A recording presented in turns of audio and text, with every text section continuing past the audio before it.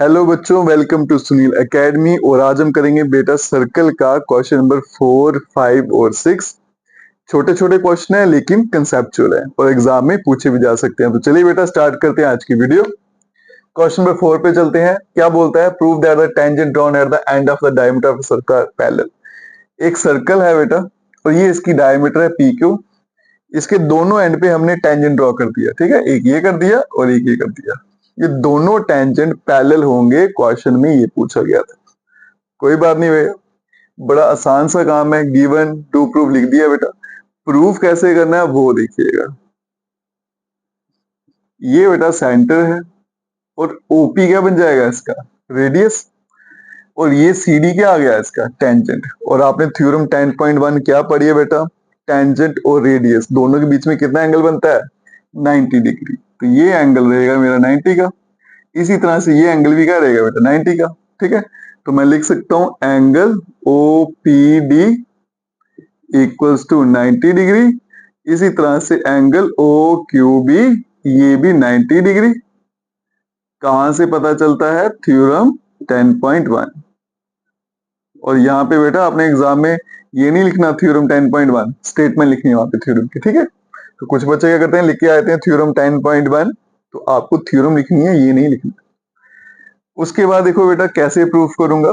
आप देखो इन दोनों एंगल्स को अगर मैं ऐड कर दूं तो दोनों का सम कितना आता है? 180। तो angle O Q B plus angle O P D equals to 180। ठीक है जी।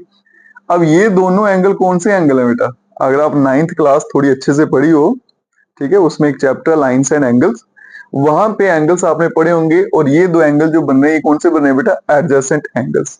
और अगर एडजेसेंट एंगल का सम 180 हो जाए तो लाइंस क्या होती हैं? पैरेलल होती हैं। सप्लीमेंट्री हो जाए तो लाइंस क्या हो जाती हैं? पैरेलल। ये कंसेप्ट यहाँ पे लगाएंगे बेटा।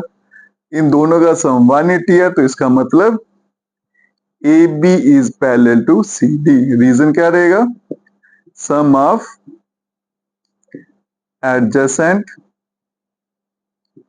एंगल्स 180, तो लाइंस आर पैरेलल। ठीक है जी, हेंस प्रूव्ड। एक काम तो खत्म। अब कई जगह पे क्या किया जाता है बेटा? एंगल यहाँ पे बना दिया जाता है, यहां से हटा देते हैं। ठीक है, वो भी सिखा देता हूँ। अब ये एंगल है 90 और ये भी एंगल 90 है। ठीक है, और ये दोनों कौन से एंगल बन रहे हैं बेटा? Alternate interior angle. Alternate angle क्या होते हैं? एक राइट साइड होगा तो दूसरा लेफ्ट साइड। तो अल्टरनेट एंगल इक्वल बन रहे हैं। अगर अल्टरनेट एंगल इक्वल हो जाए तो लाइंस क्या होती है? पैरेलल। तो वैसे ही प्रूव कर सकते हो, कोई फर्क नहीं पड़ेगा। आगे चलते हैं बेटा क्वेश्चन नंबर 5 पे। उससे पहले हम क्वेश्चन नंबर 6 कर लेते हैं, जो थोड़ा छोटा है। ऐसे क्वेश्चन आप बड़े देखोगे। क्वेश्चन में क्या है बेटा? पॉइंट ए है, वहां से टेंजेंट ड्रॉ की गई जिसका नाम एपी है। सर्कल है जिसका सेंटर ओ है। पॉइंट ए का जो सेंटर से डिस्टेंस है वो 5 है। टेंजेंट की लेंथ 4 है। और मुझे रेडियस जो है सर्कल की वो फाइंड करनी है जिसका नाम है ओपी। थ्योरम क्या लगेगी? 10.1 बेटा। रेडियस है, टेंजेंट है, एंगल बनेगा आपका 90 डिग्री का। और ये बन जाएगी राइट एंगल ट्राइंगल। और 90 डिग्री के सामने वाली साइड हमेशा क्या रहती है? हाइपोटेन्यूज।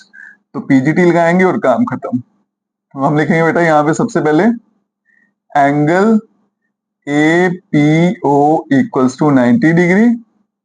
कहां से आया ये? By theorem 10.1।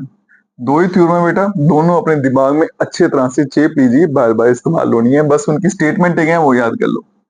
उसके बाद में बेटा चलेंगे in right angled triangle A P O by PGT, Pythagoras theorem. Hypotenuse का स्क्वायर कौन सी है जी? O A square equals to O P square plus A P का स्क्वायर। ओ ए कितना बन गया? 5, तो 5 का स्क्वायर बन गया बेटा 25। ओ पी का मुझे पता नहीं।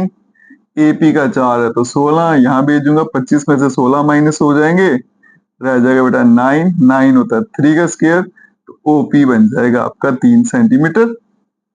और ये मेरा आंसर है।